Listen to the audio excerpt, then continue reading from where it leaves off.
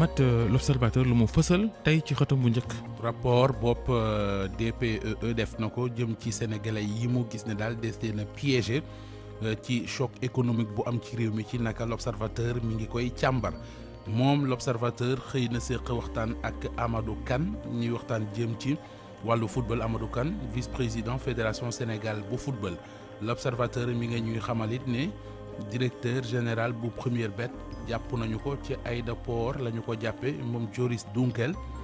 da doon bëgg a génn Dakar ànd ak njabootam fa la ñu ko jàppee liñ koy tuumal bokk na ci fraude fiscale boo xam ne toll na ci 12 milliards. xew-xewu jamono bu xew ca kees l'observateur xëy ko bind di benn waay boo xamante ne ji nee nañu dafa mbéj jabar ji nag maam seen sëy yàgg na ndax jabar ñe nañ am nañ 70 ans maire bi ne day divorcé ndax daal mbéj bi moom mënu ko koo baal def nañ 40 ans de mariage l'observateur bind bi li xew-xewu jamono. bés bi le jour ñëw ak ñun ci Guirassy ak abbé André Latyr Ndiaye di xew fan yi mu di kii wax kii tontu nee na dugulet ndax 2009 it bi nga xamante ne ji kon jàngu bi gis nañu ne Ablaye Wade dafa yëkkati woon i kàddu yoo xam ne rafetlu wuñu ko génn wax Guirassy mi mu génnoon tontu mu ne 15 ans ginnaaw bi ñoom ñaar dajewaat nañu. Le Quotidien ne ñu pôle urbain Abdoulaye Sylla mi ngi ci yoon wu amul fu muy génnee voie sans issue. Cour des comptes mi ngi fay jébaane financement bu ko état bi defal jëm ci tali yu mu fa waroon liggéey te ba léegi defu ko. Sud Quotidien ñëw ak ñun ci coowal voile li am ci l'école nee na te état bi mi ngi ci terrain boo xam ne bu ca duggee bu deful ndànk dana mitti ci moom. Walf Quotidien élection législative yi di ñëw projet bi ñuy wax ana nu ñuy lijjante liste yi moom la journal bi xëy di waxtaanee. ñooñi docteur Cheikh Dieng yi àddu jëmee ci dàq gi ñu dàq Cheikh Dieng ca bopp office national assainissement am na yu bari yoo xamante ne ji kon ñu ngi koy wax bay tuuma ay autorités yoo xamante ne ji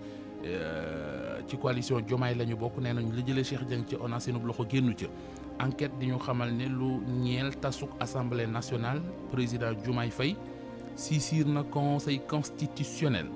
yéenekaay bii di Tribune dikk ak ñoon ci déclaration situation socio-économique bu ñu mel nee na Sonko ngi wax état en ruine Bougane gëmul loola li mu bëgg mooy na Sonko wax nit ñi dëgg ji. Las dikk ak ñun ci communication bu président ak bu premier ministre ñaari style yoo xam ne bokkuñu loolu la xëy di jàngat. yéenekaay bii di Libération xëy ñu xamal ne Première Bet ñu ngi koy wax ci mbirum fraude fiscale ak détournement deniers publics bu toll ci 12 milliards journal bi nee nañ tax na directeur général ba ca aéroport Blaise Diagne fa la ko waa DIC jàppee naka démb moom Première Bet. yéenekaay beneen di public li mu xëy mooy communication bi nga xamante ne ji kon dafa commencé yàq réew mi mu di communication boo xamante ne ji daal kàddu yoo ciy génnee du lu rafet nee na lu aju ci Alioune Tine verbalisé na fitna joo xamante ne ji kon buñ ci deful ndànk mën naa jur leneen. ñu waxtaanee leneen ci Source A travailleur AIBD yi ba fi mu nekk ni ñoo ngi toog kenn fayu leen mu ne am na réunion bu am solo boo xamante ne ñu ngi koy wàcc téeméeri sénégalais ak ñaar fukk yu nekk ci fitna ay candidat la ñu bëggoon a dem bitim réew ba far tagga témbe ca désert bu Niger. journal bi nee nañu ku leen dimbali ñu jël jamono ji. L'info xëy ñu xamal ne Diégui Diop ginnaaw bi ñu ko auditionné dana def tey passation de service am. Soleil national dikk ak ñun diggante Ndakaaru ak Banjul nee na jamono ji kon diggante baa ngay gën di ratax. Ousmane Sonko premier ministre bu Sénégal ci xët mu njëkku réew mi quotidien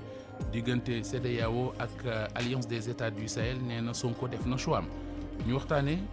wàllu tàggat yaram ak record mi dikk ak ñun ci JO 2024 wàllu football nee na Maroc ak Égypte daanu nañu final bi ci JO yi wàllu football France day doon ak ñi nga xamante ne ji ñoo di waa Espagne Alaaji Babacar Fa